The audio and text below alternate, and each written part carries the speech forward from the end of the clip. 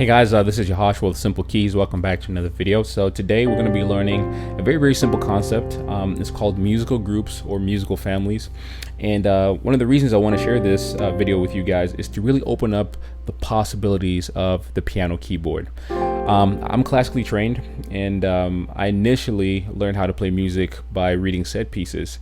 And I was never really able to fully understand how to navigate the entire keyboard because most of the set pieces that are given to us are played in a particular key, and I've never really thought, or at the time I never really thought of playing those songs in different keys because I thought like the piano was static and I thought those notes were like automatic. So one thing that I had to learn was how to navigate the piano keyboard, and this is also one of the common questions I get from students who see a piano for the first time, is that they see so many notes and they don't understand what is going on. So they're wondering, okay, is it 88 keys that I have to play?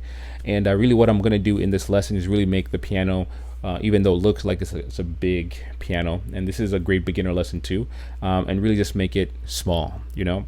So that's the whole point, just to kind of help you see the piano as it is. And what I like to do is just chunk it into smaller groups so you can actually see what the piano is all about, and you can actually now start creating your own music and open up your mind to the possibilities of really expressing yourself. So let's get right into it. So what we're going to do here is what I like to do anytime a student comes up and sees a piano for the first time, I just like to make it as small as possible. So if you guys have ever seen a piano, this is all that it is. So the piano is just made up of 12 unique notes, and these notes repeat up and down the keyboard. So that's pretty much it. So if you find this pattern, 2 black notes, 3 black notes, all the notes in between there, that's the entire grand piano. Okay. And what I like to do as well, like once I teach students about that, is really start mapping out the keyboard. So I have this thing called like a KPS, which is like your key positioning system, similar to a GPS, and just helps you navigate around the piano. Now, this lesson might seem like it's very simple, very elementary, but it's going to be very important. If you're classically trained, it's going to open up your mind to see the piano as it is versus seeing it as an instrument just to recite music.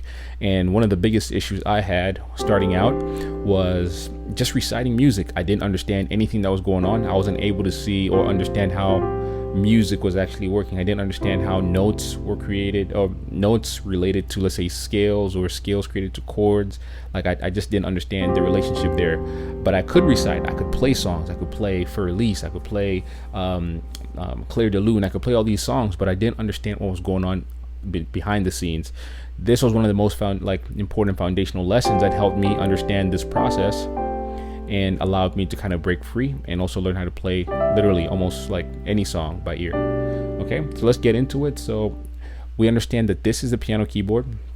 If we go all the way down here, this is what I call A0, B0. And if you're here, I'm going to also assume that you already know the notes, like the musical alphabet.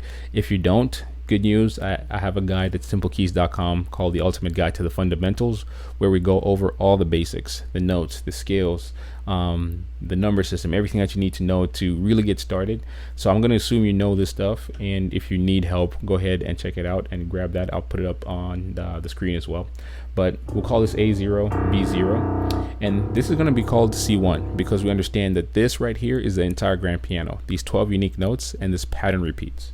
So if we go all the way down here, this is what I want to call C1 now. So everything from here to here is going to be part of the C1 family. So that's what we're going to call it. So C1, this is the C1 family or C1 group. We're going to move up to the next one. We're going to call that C2. And everything between C and B is going to be part of the C2 family. So this would be like an E2, G2, D2, A2, B2, C3. C4, remember this one is middle C, and then C5, C6, C7.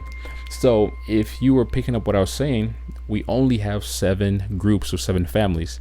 So what this does, as simple as it sounds, it's made a keyboard, especially for my younger students, when they see 88 keys, they get overwhelmed. But if I tell them, hey, it's 7 groups of 12s just broken up across the piano, they can actually see the 12 notes broken up in 7 groups, and the piano becomes this big now. So instead of looking at it as 88 keys, it's just 12 notes broken up 7 times. So we have 7 groups: C1, C2, C3, C4, C5, C6, C7.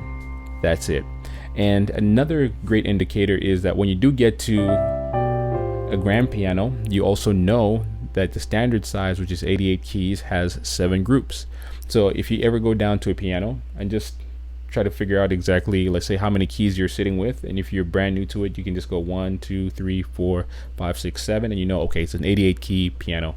If you see 6 groups, you know it's a 76 key. If you see 5 groups of these 12 notes, you know it's a 61 key. So those are just like some little measures that I know. So if you get a chance to play an 88 key piano, you're going to get a chance to see that on acoustic upright pianos or grand pianos. So it's important just to know some of that information so it can kind of just get you comfortable behind the keyboard. Now, one of the big benefits about doing things like this is that, and I've mentioned this before, if you're reciting sheet music, you're playing in a locked position. Like, how many people have you heard play, let's say, for release in the key of D minor instead of A minor? Not many, because the song is written in A minor, but no one really thinks it play outside the box. So one of the reasons this is important is that it also helps you look at music not only from a linear point of view, but it helps you understand that, you know what, I'm playing these exact same 12 notes. So if I'm playing an idea up here, I can play it down here, or I can play it down here.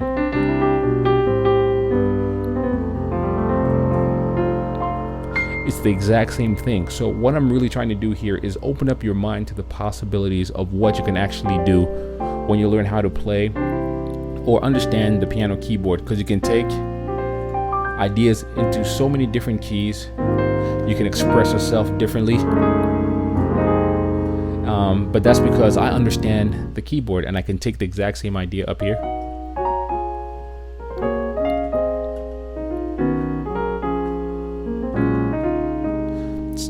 see how that works, because I understand how the keyboard works. I know I'm working with the same 12 unique notes, and I'm just expressing them differently higher up the register or lower down the register. See what I mean?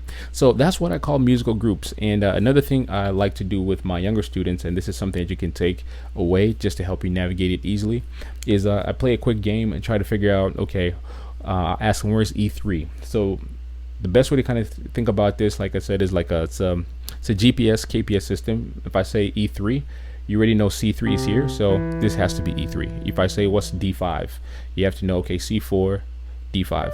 And remember, C4 is middle C, D5, and it's always easier to also kind of look at it from middle C, and then you think 4, 5, 6, 7, or 4, 3, 2, 1. So if I say where's E7, you'd be like, oh, that's easy. Where is G3? So you know where is B2, where is F1. So that's kind of like how you can navigate yourself around the piano. And once you kind of get an idea and say, you know what, if you're with an instructor, let's say, you know what, let's take that into like the B flat 2 area. So you can just kind of go, okay, or let's take that to the B flat 5 area. So you already know this is up here. So actually, this is 4. Let's say up here.